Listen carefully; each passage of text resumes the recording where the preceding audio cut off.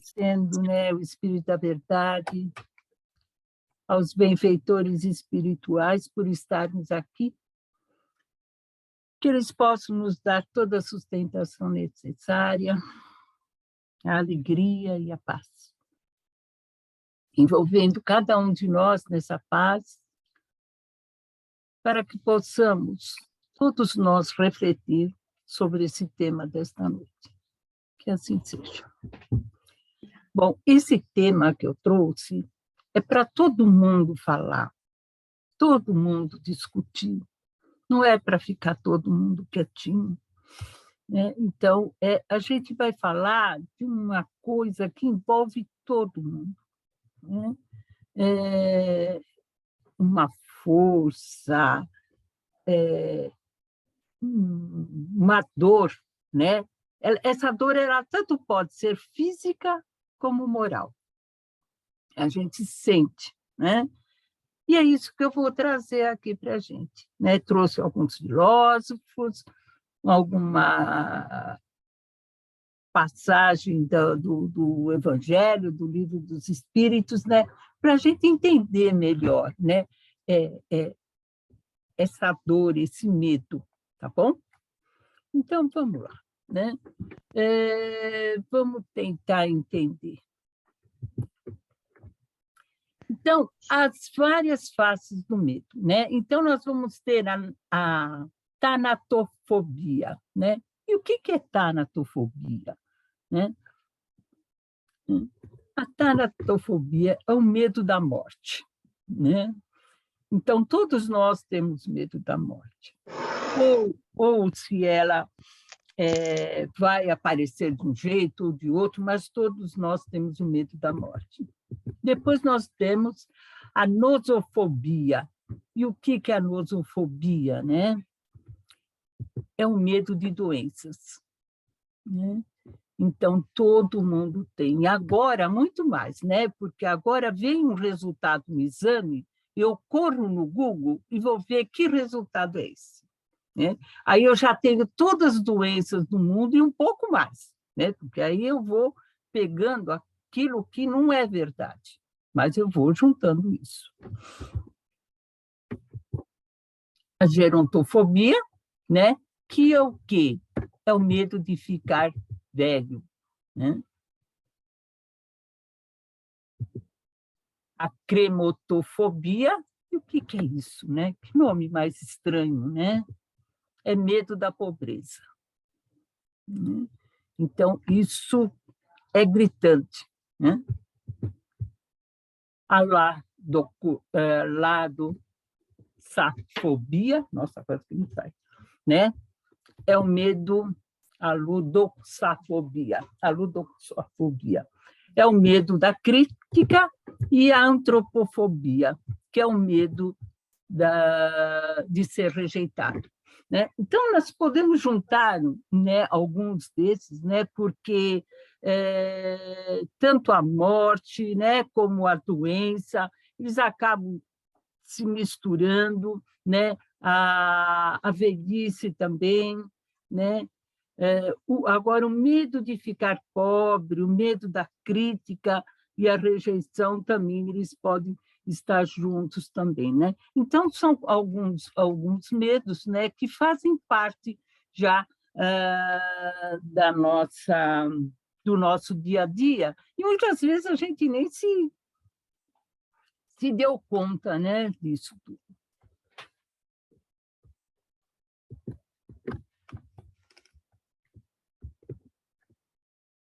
O grito simboliza a solidão, né? Essa pintura de Edouard Munch. O grito simboliza a solidão, a melancolia, a ansiedade e o medo, né? O medo, na antiga Grécia, o termo utilizado para referir-se ao medo é o phobos, né? De onde provém precisamente a palavra fobia. Então, eu tendo medo, eu tenho fobia, não chega a ser uma coisa patológica, né? Hoje eles usam a fobia como uma patologia, mas não, é só medo. Diante da presença do medo, há duas reações antagônicas, né?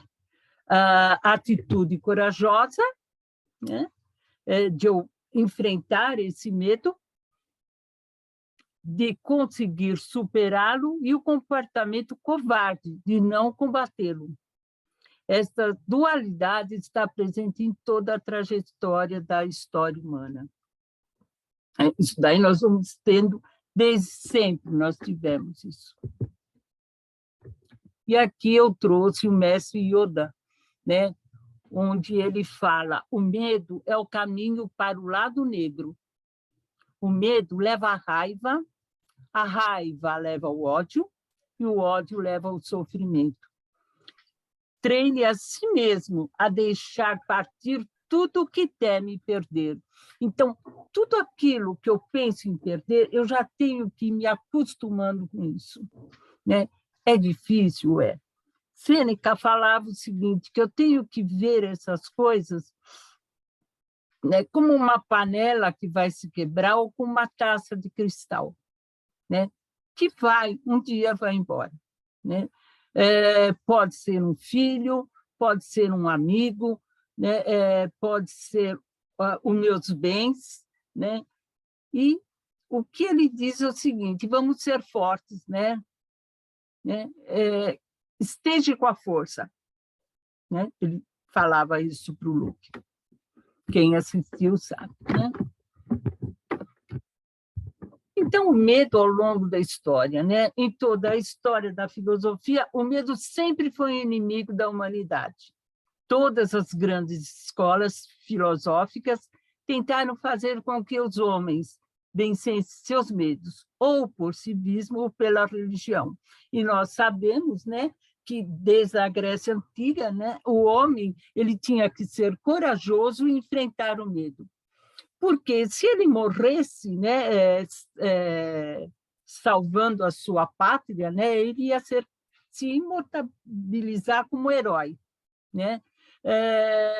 E os deuses iam abençoar isso. Então, isso desde sempre, né, o medo tem que ser derrotado. Para o francês Luc Ferry, nos nossos dias, o ideário social se baseia na proliferação do medo, né? Então, o que ele fala? Que tudo nós temos um medo plantado, né?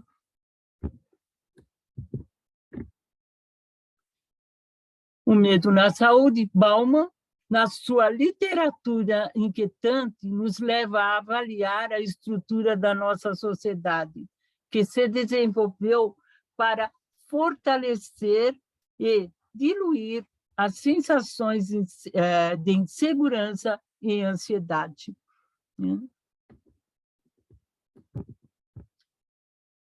Nos acostumamos a um estilo de vida repleto de facilidades e soluções imediatas. Temos até um formador de opiniões, né? Porque nós não temos mais opinião própria.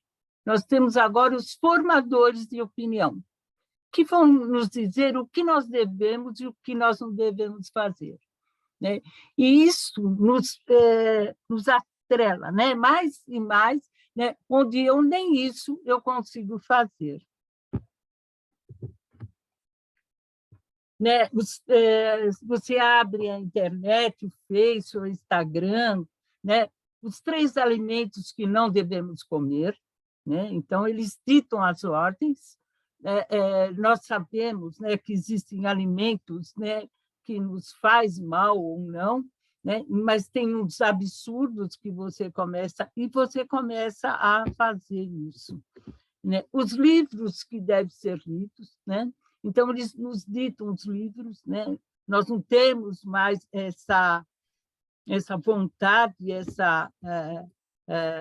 de ver, de ir atrás, de correr.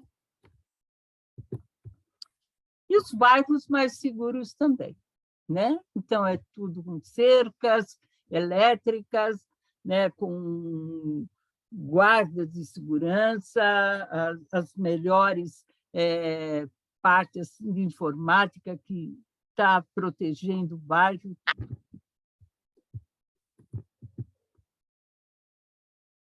Então, na saúde, o sentimento de medo tem uma função protetiva, né? Desencadeando respostas no corpo que buscam nos proteger de um perigo imediato. O medo ativa um estado de alerta em que passamos a prestar mais atenção nas coisas que estão à nossa volta, nos permitindo ter respostas rápidas.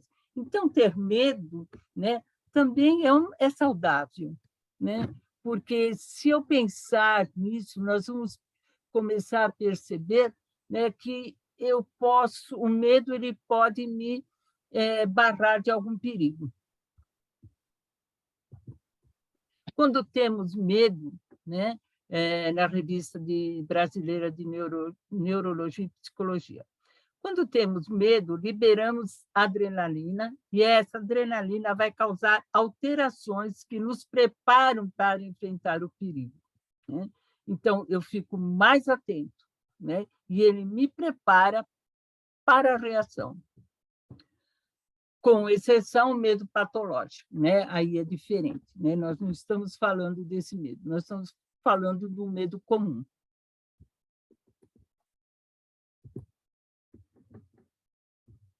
Então, medo na saúde, né? Ainda. Quando acontece a morte do corpo físico de uma pessoa querida, a perda de emprego, a dissolução de uma amizade, são ausências físicas, são perdas tangíveis, né? Aquilo que realmente aconteceu.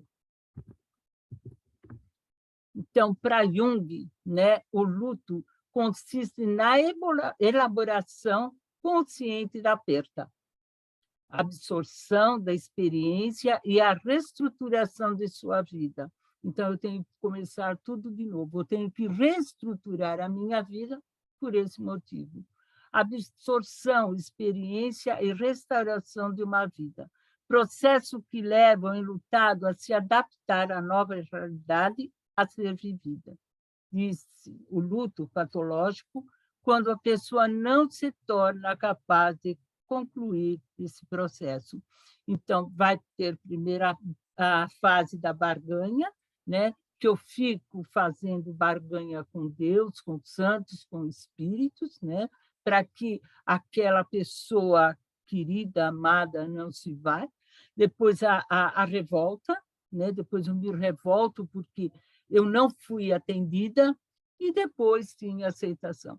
Então, isso é o normal do luto, né? Então, vai existir a barganha, tem outros estudiosos que dão até 5, né? Mas Jung fala em 3, né? Que acaba sendo a mesma coisa.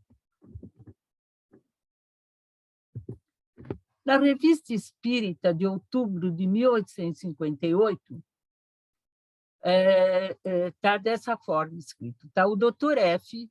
voltava para casa depois de ter feito algumas visitas aos seus doentes. Numa dessas visitas, haviam-lhe dado uma garrafa de um excelente rum. O médico esqueceu no carro. Lembrando-se um pouco mais tarde, foi procurá-la e disse ao chefe do estacionamento que havia deixado uma das carruagens uma garrafa de um veneno muito violento e o aconselhou a prevenir aos cocheiros que tivesse o maior cuidado em não fazer uso daquele líquido mortal.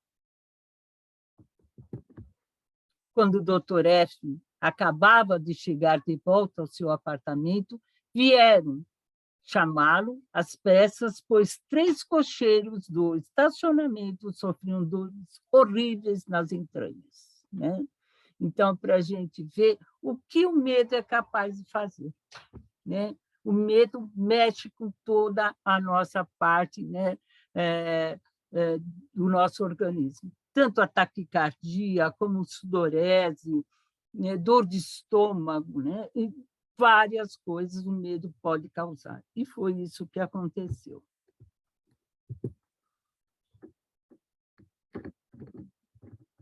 O que é a influência do medo? O que os espíritos estão nos alertando é que o medo, na maior parte das vezes, é infundado. Ou seja, Está presente nos nossos pensamentos, mas não é real. Com isso, podemos deixar de realizar muitas atividades por medo do que nos poderia acontecer. E na introdução do Livro dos Espíritos, no item 15, Kardec fala o seguinte: ora, o verdadeiro espírita olha as coisas deste mundo de um ponto de vista tão elevado. Eles lhe parecem tão pequenas, tão pequeninhas, em face do futuro que o aguarda. A vida é para ele tão curta, tão fugitiva, que as tribulações não lhe parecem mais do que incidentes desagradáveis de uma viagem. Então, nós que somos espíritas, né, verdadeiros ou não, então a gente vai caminhar nessa situação, né? As coisas que nos acontecem aqui, né? Tanto faz a doença, as dificuldades financeiras, tudo que nos acontece, nós temos que levar em conta, né, que é uma coisa passageira, né? Que daqui a pouco nós estamos do lado de lá, na vida espiritual, né? E vamos reencarnar novamente e vamos ter outras experiências, né? Gente, vocês podem ir interrompendo, tá?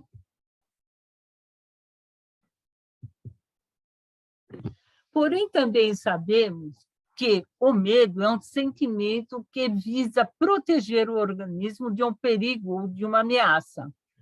Um sentimento presente em todos os animais, que é o nosso instinto de conservação. Vamos também encontrar pessoas imprudentes que arriscam a vida, né? Que fazem muitos esportes radicais. Então, a gente sabe disso também. Na pergunta 702 do Livro dos Espíritos, o instinto de conservação é uma lei natural? E os espíritos respondem, sem dúvida. Todos os seres vivos possuem qualquer que seja o seu grau de inteligência. Em uns é puramente mecânico e no outros é racional. Então, nós sabemos que os animais é puramente mecânico, né? Instintivo, mas nós já somos racionais. Então, nós precisamos, né, saber o que está me acarretando um perigo, né? Se eu posso evitar, né, um local extremamente escuro, né? Para que eu vou passar por aquele local se eu posso passar por outro? Ou dirigir em alta velocidade, né? Então, o medo até me faz eu ser mais comportado no trânsito, né? Então, o medo também não é uma coisa ruim, o medo também é uma coisa boa, né? Gastar muito, né? Se no final do mês eu não vou ter como pagar, né? Então, esse medo também já me ajuda a deixar, né, de ser aí né, uma pessoa que gasta, né, à toa.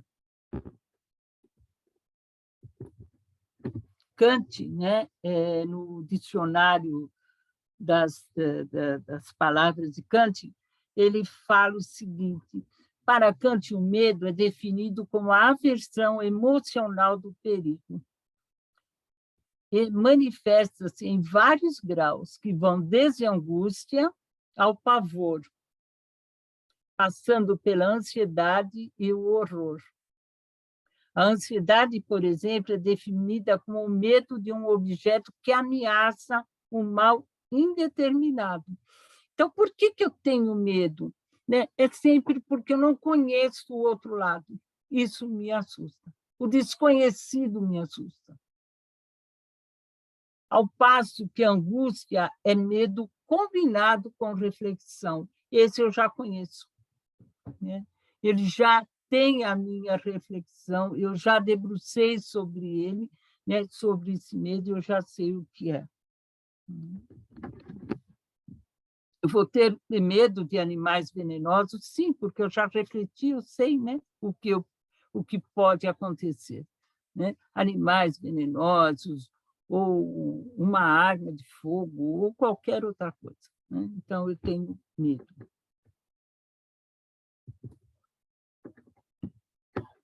Na revista de Sociologia e Cultura, Bauman, né, ele fala, são 3 as formas específicas de se observar o medo. A primeira é o resultado do perigo em relação ao corpo e as propriedades. Então, é sobre a minha vida, né, e sobre o que eu tenho. A segunda se remete aos perigos da natureza mais geral, ameaçando a durabilidade da ordem social e a confiabilidade nela, na qual depende a segurança do sustento, né? Então, seria a renda, meu emprego, né? Como que eu vou me sustentar? Então, tudo isso. Ou mesmo da sobrevivência no caso de invalidez e velhice. Ou seja, são parte de incerteza gerada pela incerteza econômica. Já a terceira a forma é relativa aos lugares de cada pessoa no mundo, sua identidade, a forma de se reconhecer na sociedade e o perigo da exclusão, né? Então, eu vou sempre ter medo se eu sou aceito ou não naquele grupo, né? O que o grupo pode pensar, ou o que deixa de pensar. E ele fala muito assim, nesses locais, né, que, principalmente agora, né, onde as pessoas são excluídas, né, ou de um jeito ou de outro, e tem pessoas que se sentem muito preocupadas com isso. Eles têm medo de ser excluídos, né? Então, isso também é um medo moderno, né? Vamos dizer assim. Então, a gente vai falar um pouquinho agora do medo da morte, né?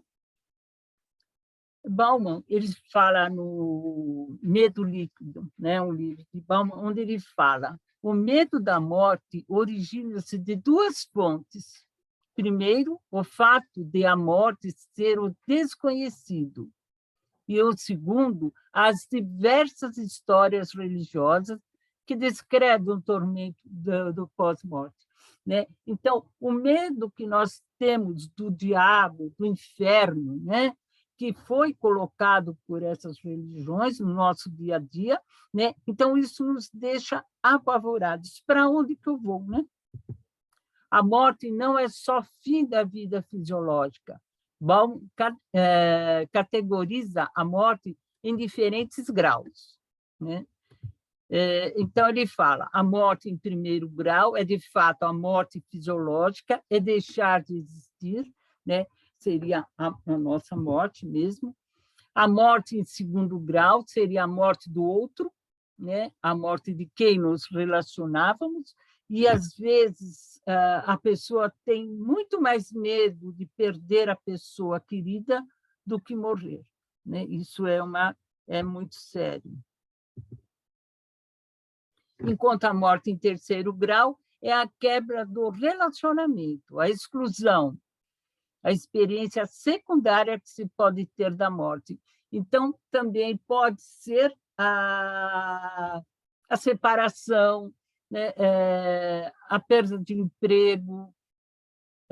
Então, seria essa experiência que se pode ter da morte, mas assim seria a exclusão, é como se morresse mesmo, né?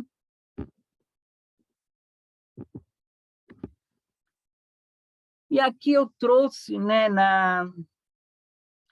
quando na defesa de Sócrates, né, onde ele foi condenado à morte, e Sócrates não sabia o que havia após a morte, a aniquilação ou a outra vida. Isso está no diálogo, né, de Platão, Criton. Sócrates concluiu não poder afirmar se a morte é um bem ou um mal, pois, como podemos dizer, o mal, né, o que se quer, sabemos o que é. A seguir, ele considera que o que quer que aconteça após a morte, aniquilação ou outra vida, lhe cabe uma única escolha: seguir o que sua razão diz-lhe ser o melhor. Pois, caso haja aniquilação após a morte, essa nada sendo senão a conclusão da vida. Não será temível, visto ter ele vivido plenamente, na medida em que seguiu o que seu pensamento lhe disse ser correto. Então, se ele teve uma boa vida, ele não vai se preocupar com a morte. E ele continua. Por outro lado, se houver outra vida, ainda assim, a morte não será temível, pois mostrar-se-á oportunidade para que Sócrates, que sempre viveu de acordo com o que lhe pareceu ser o melhor, se una às melhores almas e passe a conviver com elas. Portanto, a morte não é absolutamente digna de ser temida, mas sim a vida má. Isto é, a vida daquele que não se orienta segundo o que a razão lhe diz a ser melhor. A boa morte, assim, será para um homem bom. Então, se eu tive uma boa vida, eu não preciso me preocupar com a morte, porque essa morte também vai ser boa. Na Grécia, né, o justo meio com Aristóteles, né? Então, o medo para Aristóteles seria a covardia, é o medo demais. A coragem é o meio termo, é o justo meio. E o vício, por excesso, a temeridade, é o medo de menos, né? Então, o que ele falava? Nem o medo de mais, nem o medo de menos vale a pena. Isso é o justo meio de Aristóteles. Então, ele falava para Aristóteles, a coragem são duas coisas. Um ajuste adequado das emoções de medo e confiança, né? Então, eu tenho que ajustar tanto meu medo como minha confiança. Ter confiança demais em mim é perigoso, é temeroso, né? Uma força moral para fazer a coisa certa, se necessário, contra as incitações das emoções, né? Então, eu tenho que pedir aquela força, né, do mestre Yoda, que a força esteja comigo, né, para mudar, né, aquela emoção que está me deixando com medo, né, com ódio e depois com dor, né? E na pergunta 941 do Livro dos Espíritos, né? A preocupação com a morte é, para muitas pessoas, uma causa de perplexidade. Mas por que essa preocupação se ele tem o futuro pela frente? E os Espíritos respondem: é errado que tenha essa preocupação. Mas que queres? Procuram persuadi-las desde cedo de que há um inferno e um paraíso, sendo mais certo que elas vão para o inferno, né? Porque ensinam que aquilo que pertence à própria natureza é um pecado mortal para a alma, né? Então, nós já nascemos pecadores, né? Por causa do pecado original, né? Segundo algumas religiões. Então, como que eu não vou ter medo da morte? Porque eu sei que eu vou para o inferno, né? No céu e inferno, o receio da morte diminui à medida que o homem compreende melhor sua missão sobre a Terra. Ele aguarda seu fim com mais calma, mais resignação e sem medo, né? E é o que, geralmente, né, o espírita faz, né?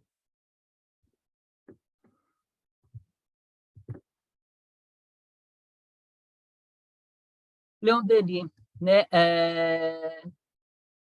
Mas o homem que quiser bem viver não recuará diante dos desafios, pois sabe que a sua superação o levará na direção de suas próprias realizações, né? Então, o que o Leon Denis está falando aqui é que eu não tenho que ter medo, né, perante os meus desafios. Eu tenho que enfrentar esses desafios.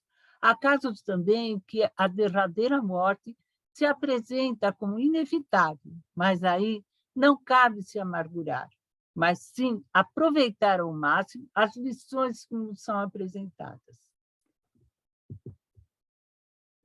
Esta morte não é a negação da vida, mas a conclusão de uma etapa de nossa existência.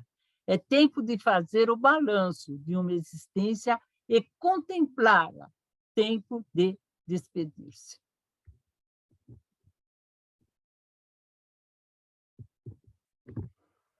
O medo de doenças, né? Aí nós vamos, que nem eu falei, né? Hoje em dia, né, as doenças estão pipocando, né, em todos os meios de comunicação aí. O medo infundado de ter uma doença grave e mortal, com base na interpretação errônea de funções normais do organismo. É bem mais do que uma mania e pode ter consequências graves. E, por isso, é importante saber identificar os sintomas deste problema em que consiste o seu tratamento. Quantas pessoas que não têm certeza, né, que tomam remédio, que têm uma doença contagiosa, isso aqui, né? Então, porém, os cuidados à saúde, né, higiene, boa alimentação e prevenção são necessários. Então, eu tenho que tomar minhas vacinas, sim, eu tenho que fazer boa alimentação, né? Eu tenho que fazer uma boa higiene, então, isso é necessário. Eu só não posso, né, ficar demasiadamente preocupada, né, com as minhas doenças. Kardec, no Evangelho segundo o Espiritismo, no capítulo 28, né, ele fala o seguinte: as doenças pertencem às provas e às vicissitudes da vida terrena. São inerentes à grosseria da nossa natureza material e à inferioridade do mundo que habitamos. As paixões e os excessos de toda espécie, por sua vez, criam em nosso organismo condições malsãs, frequentemente transmissíveis pela hereditariedade. Nos mundos mais avançados, física e moralmente, o organismo humano mais depurado e menos material não está sujeito às mesmas enfermidades que o nosso, e o corpo não é minado secretamente pela devastação das paixões. Então, aqui também ele diz, né, que muitas doenças são provocadas por nós mesmos, né, através dos vícios, através da má alimentação, através da falta de exercícios físicos, e muitas outras coisas, né, que aí nós não tomamos vacina, não vamos ao profissional da saúde quando precisamos, né? Então, tudo isso. Preciso fazer a minha bateria de exames? Sim, preciso fazer, né? E isso é meio normal, mas muita gente não faz, né?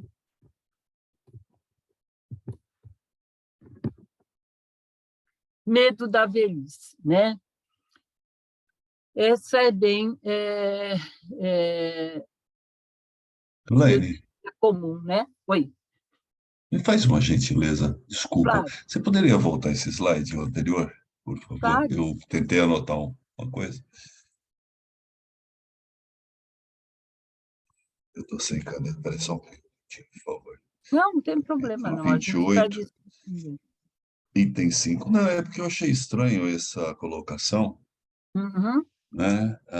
As paixões e os excessos de todas as espécies, por sua vez, criam em nossos organismos condições malsãs, frequentemente transmissíveis pela hereditariedade. Não que eu acho que está faltando, né, Marta? Frequentemente, né, muitas dessas doenças, nós sabemos, né, que são transmitidas pela hereditariedade, sim, né? A gente pega um diabético, né? Geralmente isso os pais são pessoas, famílias, né, que têm câncer, né, também são transmissíveis. Se você pegar doenças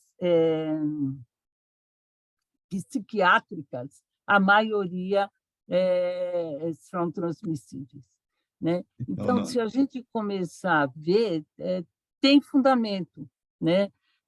Porque eu vi que tem a vírgula, né? Então, tem as paixões e, frequentemente, muitas doenças elas são transmitidas de pai para filho, né? Diabetes, pressão alta, câncer de mama, são vários. A parte psiquiátrica, então, é certeza, né? Então, você pega desde Alzheimer, esquizofrenia, epilepsia, né? Existem os casos que não, né? Mas a maioria é. Não, sim, porque geneticamente nós recebemos, sim, essa carga genética, né? Mas ela só se desenvolve caso você, né, tenha a necessidade do desenvolvimento desta, Sim, né? Senão ele fica lá inerte pelos mas cromossomos, é eles quase estariam lá. certeza, viu? Quem que está falando Sidney, comigo? Espera um pouquinho só. é o Sidney. Oi, Sidney. É quase certeza, tá? Quase todas as glaucoma também, né? Então são coisas que geralmente ele passa de pai para filho, tá? A gente fala de pai para filho, pode ser de mãe para filho também, tá? A gente tem a disponibilidade, nós temos a carga genética, mas ela só vai se manifestar caso haja necessidade em nós, né, para E com isso. certeza tem, né, necessidade, né? Senão você não já estaria, você não teria nascido já de uma pessoa com tal problema. Porque você escolhe seu pai, sua mãe, inclusive o que você pode passar como um desafio de uma doença. Isso aí dá uma discussão de 2 dias. Dá, mas Dá é boa boa, discussão mas de é 2 boa. dias. É que a grande maioria, né, não escolhe, né, vem na sequência, né, não é uma coisa que você tenha condições de predeterminar, né, Depende. depende do grau evolutivo do indivíduo. Se não for um grau evolutivo, ele não tem ele sai Nós temos o no processo. livre-arbítrio, nós escolhemos, sim. Nós não escolhemos o detalhe, né? Vou fazer um cortinho na mão, né? Mas uma doença mais séria, assim, nós escolhemos, sim. Nós temos o livre-arbítrio. Essa coisa que tem os engenheiros siderais que nos auxiliam, não. Né? Nós temos o livre-arbítrio, nós escolhemos, sim. Mas isso daí nós vamos discutir. É bom, onde nós temos outras pessoas aqui que também trabalham nessa parte centro, né? Que podem nos trazer melhor esclarecimento. Mas quem quiser abrir o microfone e falar, pode falando, eu não tenho problema, não. Crianças, nada? Não, Eu né? acho que o Sidney está falando da reencarnação compulsória, que é onde você é obrigado a retornar, né? Tem aquela que você escolhe. Cris. Mas essa coisa da reencarnação compulsória, ela é muito questionável. Sim. Né? É muito questionável, é muito difícil, porque você tem o livre-arbítrio. Né? Tá? Então, você pode escolher, você pode vir. Então, isso também é muito questionável. Né? Desde a hora que você tem o livre-arbítrio, que você pode fazer uso dele, você escolhe. Está certo que, às vezes, você não aguenta o tranco, aí é diferente, né? Mas você escolhe. Eu acredito que haja um convencimento do plano quando você não quer essa reencarnação compulsória, que vai te levar a entender da sua necessidade, né? Sim. Mas que você talvez não quisesse fazer. Eu só queria falar uma coisa. Normalmente, as famílias voltam juntas, então, essas coisas que foram adquiridas também juntas, né? Então, quando volta, eu convivi em outra encarnação e fazendo algumas coisas que a família toda fazia junto. Então, a família toda normalmente vai herdar esses cromossomas com problemas e vai desenvolver, né? Se houver necessidade, como o Sidney colocou. Sim. Tem pessoas, né, que têm diabetes desde cedo. Tem pessoas que só vão desenvolver diabetes depois dos 60 anos. Né? A B mesmo, tá? Não estou falando da A.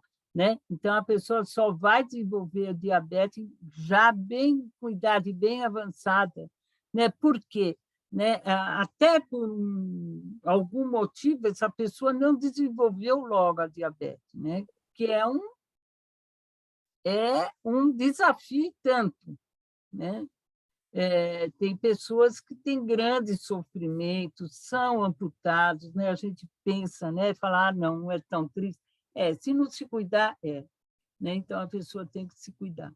Sim. Né? Então, tem que fazer um desafio enorme para andar na linha.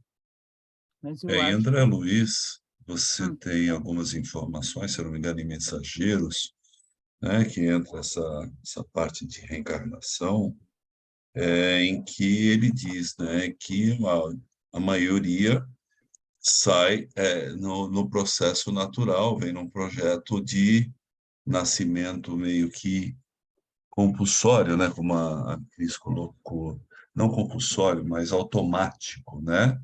Ele não tem essa reengenharia possível. Eu sei que isso não está em Kardec, né? Isso não tem em Kardec, né? Essa é uma leitura que o Chico traz, né? Uhum. Mas, de qualquer forma, a gente tem essa ideia, né? De que essa pré-existência de problemas, ela só será desenvolvida se o espírito tiver necessidade de passar por isso, né? Com certeza. Mas Então... o que eu estou trazendo é justamente Kardec, né, Sidney? Então, só para a gente ver que nós já temos o livre-arbítrio, nós podemos escolher sim, e tudo, né? A maioria das coisas, eu só vou passar se eu tiver necessidade.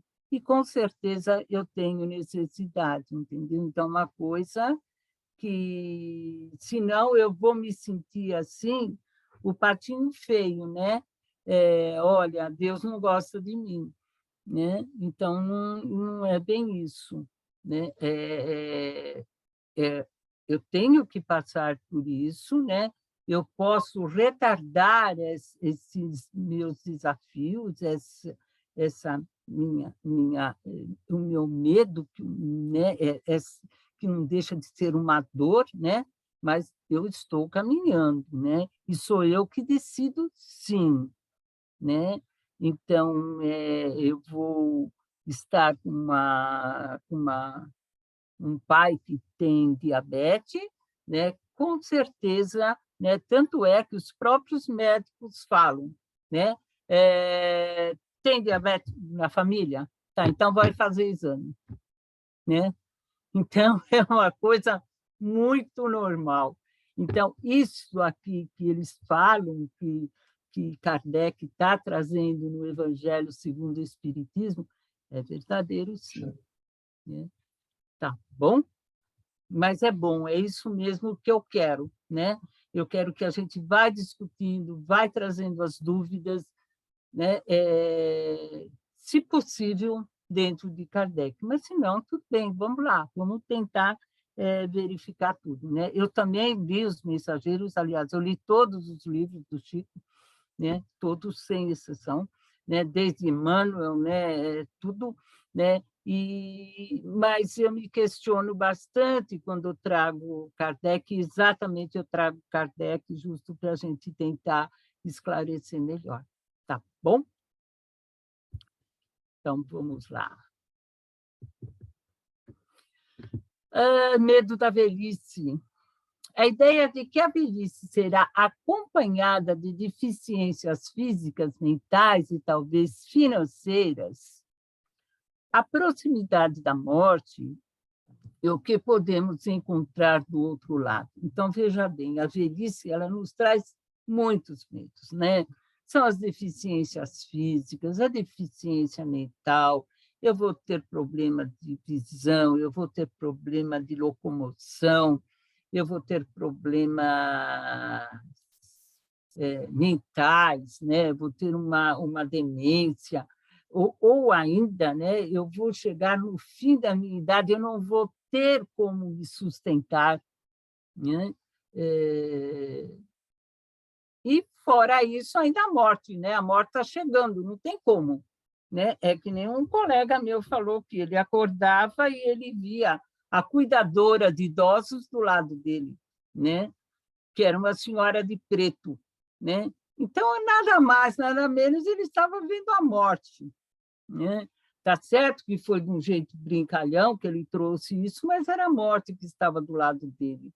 Né? E aí ele deu uma despistada na morte e está aí com a gente até hoje. Sêneca. Quando a velhice chegar, aceite-a, ama. Ela é abundantemente em prazeres se souberes amá-la. Os anos que vão gradualmente declinando estão entre os mais doces da vida de um homem, mesmo quando tem alcançado o limite extremo dos anos. Estes ainda reservam prazeres, né? Isso dizia Sêneca, ele era estoico.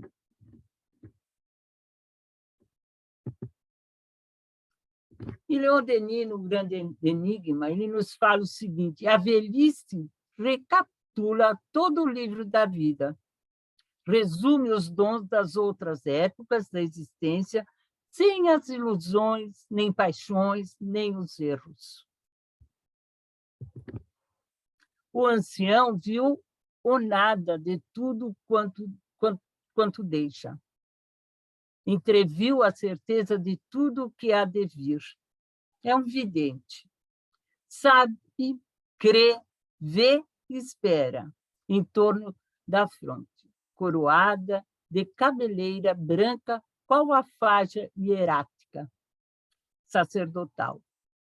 A falta de reis entre certos povos eram os velhos que o governavam. Né? Então, antigamente, existiam muitas tribos, né? Antigas, que quem governava eram os idosos, né? Ou, como diz Leon Denis, os velhos. A velhice é ainda, apesar de tudo, uma das belezas da vida. É certamente uma de suas mais altas harmonias, né? Onde, né, a pessoa consegue reunir tudo, né? A beleza, para quem souber enxergar a beleza de um velho, né? A beleza, a alegria, o conhecimento, né? Então, tudo aquilo. Porque ele só vai ficar amargo se a sociedade o deixar. Né?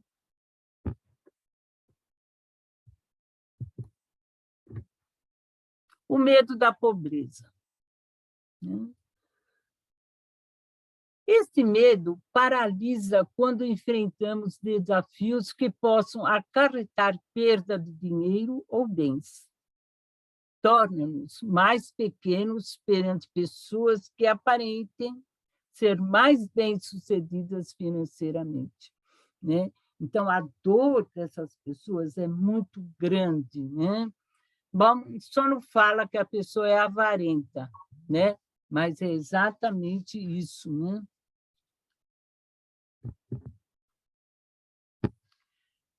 Já na infância e até a vida adulta, somos estimulados a buscar meios de ganhar dinheiro. Então, desde pequeno, nós já vamos, já trabalhamos, né? Ou estudamos, nos debruçamos, nos formando cada vez melhor, com mestrado, doutorado, pós. Né? Para quê? Né? Para que possamos competir melhor no mundo do mercado. Né? É o objeto de sobrevivência humana mais popular que nos permite comprar coisas essenciais à nossa existência, como comida, e manter um padrão de vida, né, normal. É natural que as pessoas se preocupem em gastar mais do que ganham, né? Não, em ganhar mais do que gasta, né? E fazer um planejamento dos gastos é necessário. Então, é necessário mesmo, né? Nós fazemos um planejamento dos nossos gastos para ver, né, o que eu estou gastando, né, e o que eu estou ganhando. É uma continha de mais ou menos, né? Mas, de vez em quando, ela fica muito difícil de fazer essa conta, mas a gente tenta. Mas, para quem sofre com a cromatofobia, o simples gesto de tocar em uma moeda ou pensar em questões financeiras é um tormento. É aquela pessoa que fala que tem um escorpião dentro do bolso, né? A pessoa não põe a mão no bolso de jeito nenhum. E ele fala o seguinte: tenho que parar de gastar dinheiro para ter dinheiro para gastar. Né? E ele nunca gasta dinheiro, ele vai sempre, né, acumulando. Né? E é infeliz, ele sofre muito, né? Porque qualquer coisa, ele não se alimenta direito, ele não se veste direito, né? Ele pensa em guardar. Né? E de tudo que dá para ele tirar proveito, ele tira. E aí, no Evangelho segundo o Espiritismo, né, no capítulo 11, não, desculpa, 16, item 9. Homem não possui como seu senão aquilo que pode levar desse mundo. O que ele encontra ao chegar é o que ele deixa ao partir. Goza durante sua permanência na terra, mas, desde que é forçado a deixá-los, é claro que só tem usufruto e não a posse real. O que, então, que ele possui? Nada do que se destina ao seu uso do corpo. É tudo o que se refere ao uso da alma. Então, ele vai levar a inteligência, o conhecimento e as qualidades morais. Né? É só o que ele vai levar. É só o que nós vamos levar. Né? Eis o que ele traz, eleva consigo, o que ninguém tem o poder de tirar-lhe, e o que ainda mais lhe servirá no outro mundo do que neste. Né? Então, ele vai levar todo esse conhecimento, né? Ele vai levar a sua inteligência, né?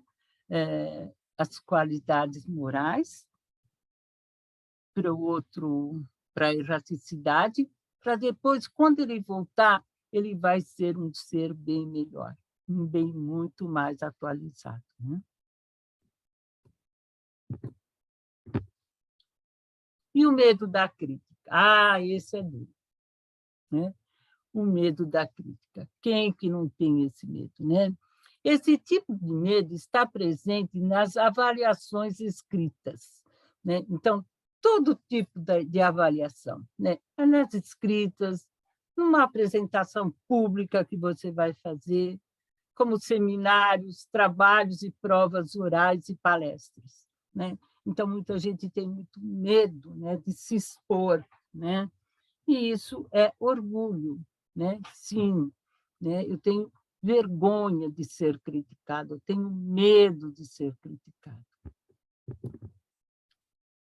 Medo de ser criticado pela família, pelos amigos, pelos professores, pelos superiores e pela sociedade, né? Então, pela família, pelos amigos, que são realmente meus amigos, eu não preciso ter medo, né? Muito menos pelos professores. Se eles estão ali para me ensinar, eles não estão ali, né, para me fazer uma pessoa menor, não, né? Eles estão ali para que eu possa melhorar a minha caminhada. Com esse medo, muitas vezes deixamos de expressar nossa opinião, de experimentar coisas novas, de sair dos padrões impostos pela sociedade. Então, eu deixo de crescer de medo de ser criticado, né? Então, isso é muito sério, né? Então, eu tenho que pensar nesses meus valores, né? Por que eu me incomodo tanto? E o medo de ser rejeitado, que casa muito bem, né? Também, né? Tem origem na insegurança. A partir desse medo nasce a desconfiança e os ciúmes, né? Porque aí eu começo a desconfiar de todo mundo, achando que eu estou sendo rejeitado, que ninguém me ama, ninguém me quer, ninguém me chama de meu amor, né? Então, é mais ou menos isso. Segundo Zenão de Sítio, o sábio não é apenas aquele que vence o medo do olhar alheio, do que os outros pensam. O sábio não se importa com as convenções artificiais dessas boas pessoas.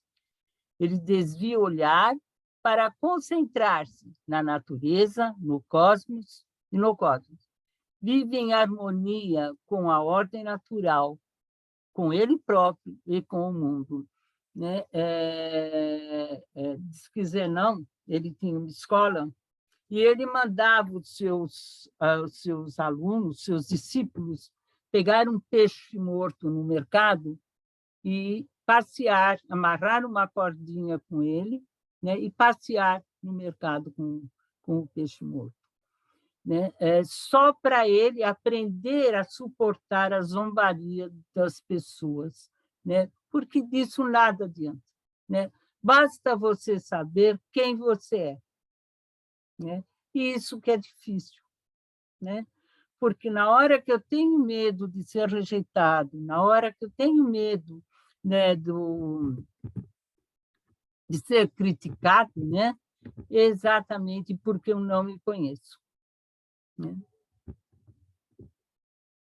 Então, vamos ver aqui, né? O medo da crítica e o medo, né? Então, eu conheço-te a ti mesmo, né? Na pergunta 919, 919A do Livro dos Espíritos, onde Agostinho nos ensina várias lições, né? Uma delas é essa, né? Conhece-te a ti mesmo. Perguntai-lhes o que fizeste, com qual objetivo agiste em tal circunstância, né? Como que eu fiz também? Porque, às vezes, eu só vejo o que o outro fez e eu não vejo, né, o que eu fiz. Então, isso é importante saber o que eu fiz, em quais circunstâncias. Se fizesse alguma coisa que censurais no outro, né? Então, eu faço, né, mas eu continuo eu não gosto que fazem para mim, mas eu continuo fazendo. Se fizesse alguma coisa que não ousareis confessar, né? Também isso é uma outra coisa, né? Eu faço, né? Mas eu não faço na frente de ninguém, não. Quando estáis indecisos quanto ao valor de uma vossa ação, perguntai como as qualificareis se tivesse sido praticada por outras pessoas. Isso está na pergunta 919A do Livro dos Espíritos. Examinai o que podeis ter feito contra Deus, contra o vosso próximo, enfim, contra vós mesmos. Né? Então, se amanhã vierem me buscar, eu estou de consciência tranquila, desde que, né, eu estou dentro desses parâmetros do conhece-te a ti mesmo. Mas eu me conheço mesmo, né?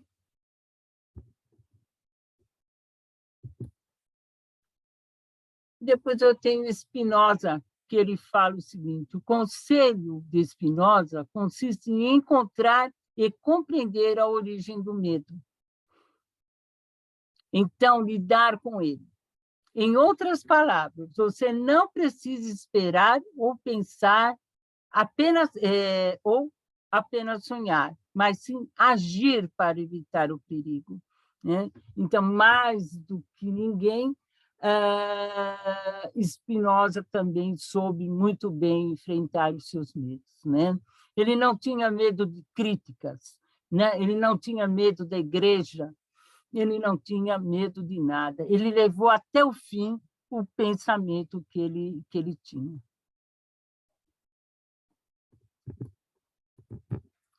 E aqui nós vamos voltar, né, para o justo meio de Aristóteles, né, na nossa conclusão aqui da nossa reflexão. Então, segundo Aristóteles, a coragem virtuosa não pressupõe a ausência do medo, mas a capacidade de superá-lo, caso ele se apresenta. Então, se acaso, o medo sempre vai existir, né? Mas se acaso ele vai aparecer, né? Mas eu tenho que ter a capacidade de superar esse medo.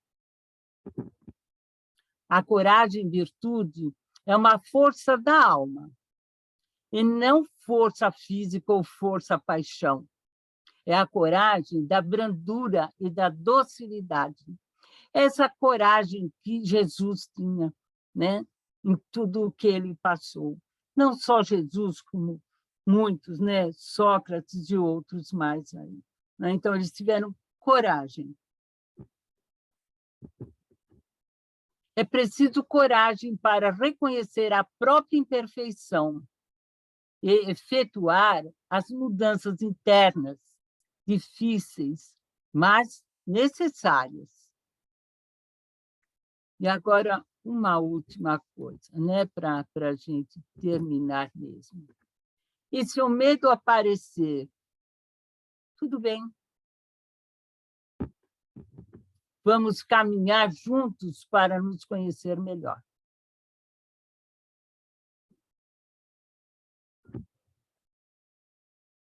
Tudo bem, gente?